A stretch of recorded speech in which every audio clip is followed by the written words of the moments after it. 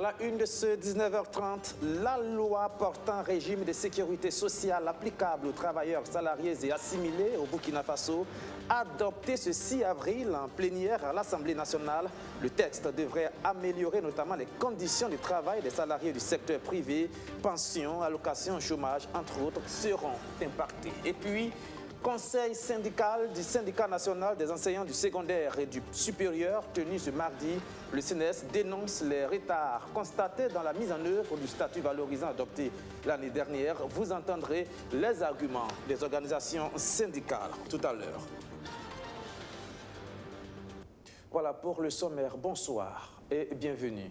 C'est une loi qui devrait renforcer le mécanisme de sécurité sociale des travailleurs salariés et assimilés au Burkina, notamment ceux du privé. En termes d'impact, on parle de l'institution d'une allocation chômage et d'une allocation prénatale pour le secteur privé, mais aussi du relèvement du niveau de la pension. Le texte a été voté ce mardi à l'Assemblée nationale. Arsène Konditamde. Le projet de loi portant régime de sécurité sociale applicable aux travailleurs salariés et assimilés au Burkina Faso, adopté ce 6 avril. La nouvelle loi va permettre de fournir une protection plus adaptée aux travailleurs du secteur privé, aux stagiaires et autres volontaires non pris en compte par le Code du travail. L'application de la loi va relever un peu plus le niveau de la pension maximale mensuelle des travailleurs du privé. À la Carrefour, la pension la plus élevée avant l'ancienne loi, c'était autour de 900 000. Au privé, c'était 480 000, puisqu'on avait limité le montant qui devait servir à la pension à 600 000. Bon, maintenant, on a levé ce blocage-là.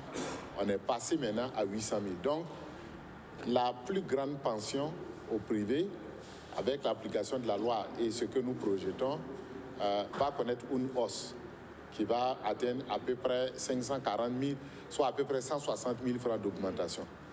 Cette nouvelle loi institue également une allocation chômage pour les employés du secteur privé. Le pourcentage et la durée de perception de cette allocation restent encore à déterminer avec le patronat burkinabé.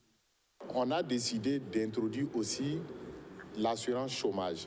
Mais les travailleurs et puis les patrons vont être invités à la table. On va leur proposer le test là. Et quand on va s'accorder, on va adopter, soit par arrêté que moi-même je vais faire, ou en Conseil des ministres, les modalités d'application. Mais le principe pour l'assurance volontaire a été adopté. Maintenant, il reste la mise en œuvre. Quel va être le niveau de cotisation? Est-ce qu'on va prendre 1% du salaire, 2% du 3%? Ça, maintenant, on va s'entendre entre l'État, employeur et puis les travailleurs.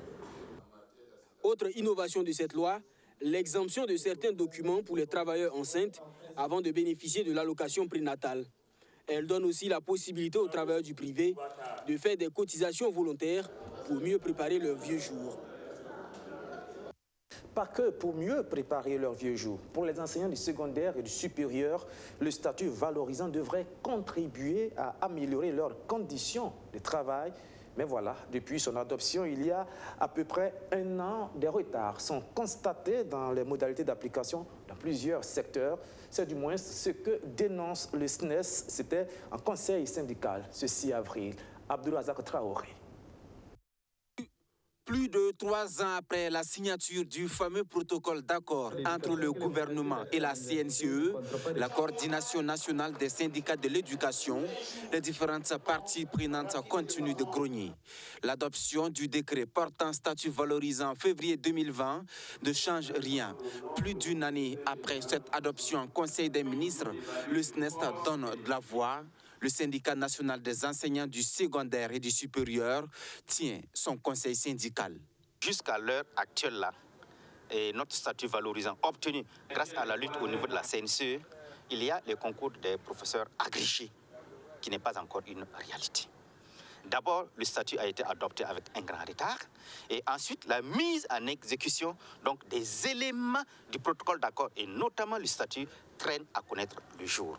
Donc les gens attendent, que ce soit au niveau donc, du post-primaire et secondaire, que ce soit au niveau du primaire, que ce soit au niveau du préscolaire, les gens attendent la mise en application donc, des aspects qui sont contenus là-bas et qui concernent la carrière des travailleurs. Ça, c'est vraiment important. Administrateurs d'établissements, proviseurs des lycées et directeurs des collèges d'enseignement général, tous attendent depuis 3 ans la mise en œuvre des accords. Il semblerait qu'au cours de cette année, nous aurons donc, en tout cas, le lancement donc, du concours des professeurs agrégés. Nous attendons donc de voir cela. Voilà. Donc, c'est également le cas pour les administrateurs des établissements, les proviseurs, les directeurs de CG. Il y a également que ce corps-là également attend la mise en œuvre donc, de leur concours, parce que leur corps a été créé. Outre la question du statut valorisant, ce conseil syndical du SNES sera mis à profit pour évaluer le mandat à mi-parcours. Nous avons effectivement, au plan donc, des formations, réalisé des formations professionnelles et syndicales au profit donc, de camarades à travers donc, les 13 régions que nous avons pu faire. Nous avons également, au cours donc, de ce mandat, lié des relations avec des syndicats frères, donc dans l'optique d'être plus consolidés, parce que vous savez, comme on le dit, les élections professionnelles donc, vont s'annoncer. Donc il faut consolider donc, la ligne. À cela s'ajoute l'organisation des cours du soir. Le SNES se prononce également régulièrement sur des questions d'actualité liées au système éducatif burkinabé. À propos des réformes gouvernementales en cours, ces attentes seront connues à la fin de ce conseil syndical. Pour être complet sur ce sujet, justement, sachez qu'à l'issue de ce conseil syndical, le SNES a approuvé les réformes en cours en ce moment dans le domaine de l'éducation. Vous vous souvenez de ces réformes qui ont déclenché plusieurs manifestations au sein des écoles et des élèves. Une approbation, mais aussi des préalables sur lesquels nous y reviendrons dans nos prochaines éditions. Tout autre chose, le chef de l'État et 2 de ses ministres, celui en charge de la santé et celui en charge de l'environnement, ont participé ce mardi par visioconférence au dialogue des leaders sur l'urgence Covid-19 et le changement climatique en Afrique. 2 questions fondamentales et d'actualité sur lesquelles des réponses sont attendues. Je vous propose d'écouter maintenant Siméon Savadogo, le ministre en charge de l'environnement, au thème de cette visioconférence. Alors, je voudrais simplement dire que nous avons eu l'honneur, mon collègue ministre de la Santé et moi-même, de participer au dialogue des hauts leaders sur l'urgence Covid-19 et changement climatique en Afrique, et qui a vu la participation de plusieurs chefs d'État, non seulement africains, mais également à travers le monde, et sans oublier donc des responsables d'institutions telles que par exemple le Fonds monétaire international, la Banque africaine de développement et la structure de l'ONU, parce qu'il y avait le secrétaire général de l'ONU, et ceux qui sont chargés d'accompagner les États dans leur résilience et donc leur travail d'adaptation face au changement climatique. Et le président du FASO nous a instruit de livrer son message, ce que nous avons fait.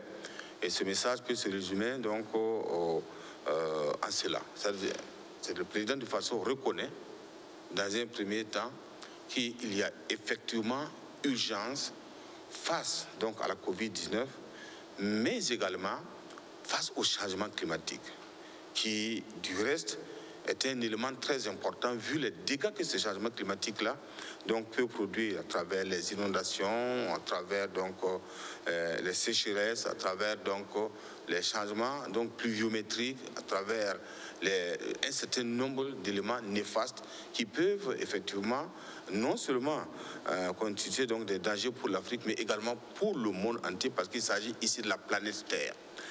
Alors, il reconnaît qu'il y a urgence face à la Covid-19, mais également face au changement climatique. Deuxièmement, il dit qu'il y a des mesures que le gouvernement du Burkina Faso a pris, tentant d'atténuer l'ensemble de ces effets, mais également face au changement climatique. Il a pris un certain nombre de mesures qui ont été prises par le gouvernement en matière de protection de l'environnement, en matière de changement climatique, et à développer la résilience des populations face à ce changement climatique qui vient. Il a également fait allusion aux différentes mesures qui ont été prises face donc à la Covid-19. Non seulement il y a eu une panoplie d'actions qui ont été entreprises par le ministère en charge de la Santé pour pouvoir parer donc aux difficultés. Il y a la question également de la vaccination qui est posée. Il reconnaît qu'il y a nécessité d'accompagner l'Afrique à ce sujet. Le ministre de la Santé pourrait revenir là-dessus. La Covid-19, on en parle encore. Elle s'est invitée cette fois-ci à la Journée nationale du paysan, bouleversant l'organisation de la 22e édition prévue pour le 23 avril prochain. Ce sera donc des JNP presque à minima que le comité d'organisation installé ce 6 avril va piloter. Mamounata Kaboré. Après Gawa dans le centre-ouest en 2019, c'est Mangar dans le centre-sud qui accueille cette année la 22e journée nationale du paysan. Covid-19 oblige, la foire agro-silvopastorale, halieutique et faunique n'aura pas lieu et l'essentiel des activités au programme seront concentrées en une seule journée. Cette année particulièrement, compte tenu des effets de la Covid-19, le nombre de participants a été réduit à 600 personnes par rapport à la dernière journée nationale du paysan où il y avait plus de 1500 personnes. Et également, la journée nationale du paysan va se tenir en une seule journée et au niveau à Manga. Et là aussi, il y aura tout d'abord des ateliers des forats qui vont se faire dans les régions pour permettre à toutes les régions de participer. Pour mener à bien l'organisation de cette journée dédiée au monde rural, le ministre en charge de l'agriculture a procédé séance tenante à l'installation du comité national d'organisation. Il a la lourde tâche de réussir la mission à lui confier. J'invite l'ensemble des membres du comité national d'organisation à travailler d'arrache-pied pour la tenue effective et réussie de la journée nationale du paysan. Je vous exhorte à formuler des propositions constructives pour faire face aux difficultés que vous viendrez à rencontrer au cours des préparatifs. J'encourage particulièrement les fêtières des organisations professionnelles agricoles à jouer leur partition pour le succès de cette journée. Le comité national d'orientation et de pilotage de cette journée appelé à jouer sa contribution pour la tenue effective de cette journée nationale du paysan a également été installé lors de cette cérémonie tenue pour annoncer cet événement majeur du monde rural. Il se tiendra sous le thème « Impact socio-économique des crises sécuritaires et sanitaires sur les secteurs productifs du monde rural. Quelle stratégie de résilience ?» Économie maintenant, régime financier et comptable des collectivités territoriales. C'est un tout nouveau mécanisme qui entrera en vigueur dès le 1er janvier 2022. En attendant, ce sont bien les acteurs chargés de l'appliquer qui sont formés par le ministère en charge de l'économie et des finances. Archimède Boy. Abel Sommet, secrétaire général du ministère en charge des Finances, procède ici au lancement officiel des formations sur le nouveau régime financier et comptable des collectivités territoriales. L'objectif principal de ces sessions de formation est de renforcer les capacités de 2000 participants issus des collectivités des services déconcentrés. Un nouveau régime qui comporte des innovations majeures. Il y a premièrement les délais d'adoption du budget qui est en tout cas un peu raccourci. Aujourd'hui, nous allions pratiquement à la fin de l'année pour adopter le budget. Aujourd'hui, il faut le faire au plus tard à la fin du deuxième trimestre. Ensuite, vous avez également le résultat dans l'exécution du budget qui était essentiellement affecté à la section investissement. Aujourd'hui, il reviendra au Conseil de collectivité de décider de l'affectation du résultat de l'exercice. Et ce n'est pas tout concernant les innovations majeures. Ensuite, le budget de collectivité était essentiellement présenté à un budget objet. Aujourd'hui, on pourra basculer un budget programme.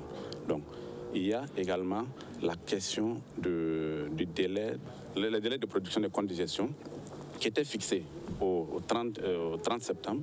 Aujourd'hui, le délai de production de comptes de gestion est ramené au 30 juin. Pour les acteurs des collectivités territoriales, cette formation vient à point nommé. C'est une formation qui est la bienvenue parce qu'elle anticipe sur les changements à venir, notamment en 2022. Donc nous pensons qu'il est de bon temps de mettre tous les acteurs au même niveau d'information et cela va faciliter que le travail puisse se faire correctement sur le terrain. Parce que vous savez bien que l'exécution du budget n'est pas une chose facile. Il y a beaucoup d'acteurs qui interviennent, donc il va falloir qu'on harmonise nos compréhensions pour que au moins l'exécution, l'approbation des différents budgets là, soit facilitée. Ce nouveau régime financier et comptable des collectivités territoriales sera opérationnel dès le 1er janvier 2022. Il s'inscrit dans un processus permettant une gestion rigoureuse, efficace et transparente des finances publiques, indique le secrétaire général du ministère en charge des Finances. Il y a un peu plus de 10 ans, démarrait l'approche APTC pour l'élimination des défécations à l'air libre à l'horizon 2030. Une décennie après, il faut dire que les résultats sont assez mitigés. Comment la rendre plus efficace, cette approche? La question a été débattue au cours d'un atelier de réflexion sur le sujet. Abdulaziz Sarré. L'assainissement total piloté par la communauté ATPC est une approche qui vise à mettre fin à la défécation à l'air libre d'ici 2030. Introduite depuis 2009 au Burkina Faso, cette approche peine encore à atteindre l'objectif visé. L'examen de la situation actuelle de sa mise en œuvre sur le plan national met en évidence certaines insuffisances que sont l'absence de suivi des communautés après le déclenchement et le retard dans la mise à l'échelle de l'approche. C'est pour rectifier le tir que le ministère en charge de l'assainissement organise cet atelier national de réflexion. Objectif, prendre des mesures fortes pour assurer une mise en œuvre cohérente et efficace de l'ATPC. Nous avions déclenché, je vous dirai ce que c'est, environ 2301 villages précisément. Et à l'heure où nous parlons, nous sommes à 327 villages qui ont atteint la fin de la défécation à l'air libre. Si vous connaissez le nombre de villages, nous avons d'abord déclenché, c'est-à-dire déclenché ceux qui ont entamé le processus avec nous. Et ceux qui ont atteint la fin de la défécation à l'air libre, si c'est 2300 là, c'est seulement 327. Donc vous voyez, on est pratiquement, c'est un peu à la traîne. Voilà, donc nous l'objectif, c'est de pouvoir sensibiliser les gens, de sorte que, même sans parler, qu'ils sachent qu'il faut avoir un peu de dignité par rapport à l'assainissement. C'est vraiment ça notre objectif. Il est attendu des participants à cette rencontre l'élaboration de propositions pertinentes afin d'améliorer la qualité des documents stratégiques et opérationnels pour une meilleure mise en œuvre de l'assainissement total piloté par les communautés. L'accès à l'énergie est aussi en proie aux discriminations liées au genre. Et oui, le sujet a fait d'ailleurs l'objet de directives de la CEDEAO pour remédier à la situation. Au Burkina Faso, on travaille à l'intégration de la directive sous-régionale dans les politiques d'accès aux infrastructures énergétiques. Justin Monto. Tous les acteurs et toutes les actrices. Pour le développement d'un pays, l'intégration de la dimension genre est incontournable. Ce 31 mars, ces différents acteurs de développement sont en concertation afin de valider l'étude sur l'intégration de la directive CEDEAO sur les évaluations genre dans les projets énergétiques au Burkina Faso. L'objectif visé à travers cette étude est de parvenir à la prise en compte effective du genre dans le corpus juridique du secteur de l'énergie au Burkina Faso. Il faut des actions novatrices et stratégiques, aussi structurelles, pour remédier un peu les inégalités entre les sexes. D'où l'étude ce matin, que nous allons valider le rapport et certainement qu'il y aura des recommandations qui seront formulées et nous allons travailler à mettre en œuvre ces recommandations-là pour que le domaine de l'énergie soit un domaine où on ne va plus parler d'inégalité entre les sexes. Des défis à relever, selon le coordonnateur de l'UCF, partenaire technique du Conseil national pour la promotion du genre. Par rapport aux initiatives régionales, notre défi est double. Premièrement, c'est d'incorporer la politique régionale d'intégration du genre dans l'accès à l'énergie au Burkina. Et deuxièmement, intégrer dans le corpus juridique du Burkina les dispositions de la directive régionale sur les évaluations du genre dans le domaine des infrastructures énergétiques. Au cours de cette rencontre, une proposition de relecture de la loi portant code de l'environnement au Burkina Faso est présentée et amendée. En janvier dernier, le Burkina Faso a procédé à l'adoption de la stratégie nationale genre. Ce document national et transversal souligne l'intégration genre dans les élaborations des stratégies politiques, projets et programmes. Culture pour terminer et direction la commune des Abré. Nous sommes dans le centre-est où s'est déroulé le festival Kafozi, un véritable carnaval pour la promotion de la culture Bissa sous toutes ses formes, chants, danses, pratiques ancestrales telles que nous le montre Abdulaziz Ossare.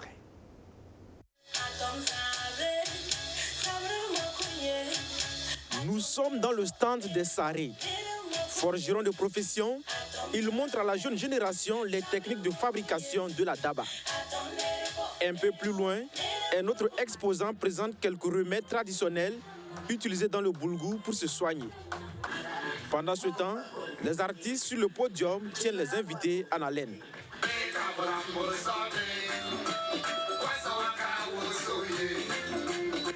Le festival Kafonzi bat son plein à Zabré, localité située à une centaine de kilomètres de Tenkodogo dans le centre-est. Les populations célèbrent les richesses du terroir Bissa.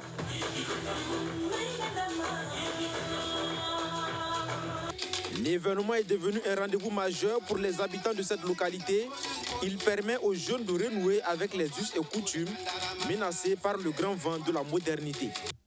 Et il faut dire que ce festival-là s'avère en tout cas pour nous une nécessité en ces temps-ci où la culture de façon générale au Burkina Faso et en tout cas plus précisément dans la commune de Zabré tend en tout cas à disparaître et à échapper à un certain pan de la société. Donc c'est donc la bienvenue que Kafozi puisse se tenir et nous rappeler ce que nos ancêtres faisaient, ce que nos ancêtres avaient comme activité, comme science dans notre culture Bissa.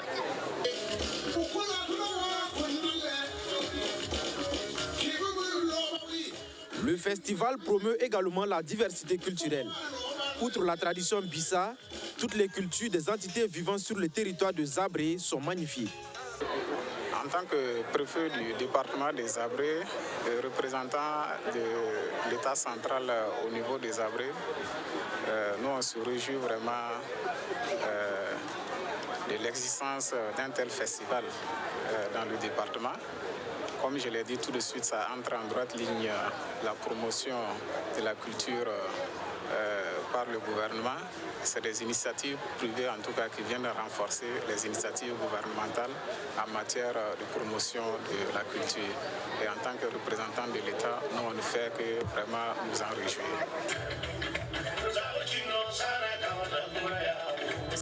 Cette année, l'événement est placé sous le thème « Par la culture, renforçons notre résilience face aux défis actuels de notre pays ».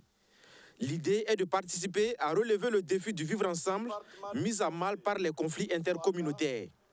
Nous savons que le Burkina Faso fait face au terrorisme, fait face à la Covid-19, fait face à l'immigration, etc. Donc plusieurs problèmes communautaires qui nous interpellent tous. Et nous savons qu'en utilisant notre culture, en puisant dans nos valeurs culturelles, nous pouvons parvenir donc à résoudre et à réaliser beaucoup de choses. Et face à ces défis-là, il faut forcément que ce soit notre culture qui nous conduise.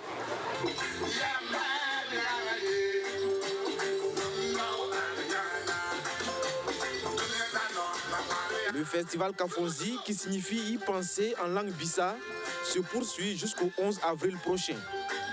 Durant 6 jours, il sera rythmé par des compétitions de chant, de danse et de contes. Et c'est ici que prend fin ce journal. Merci de l'avoir suivi et bonsoir.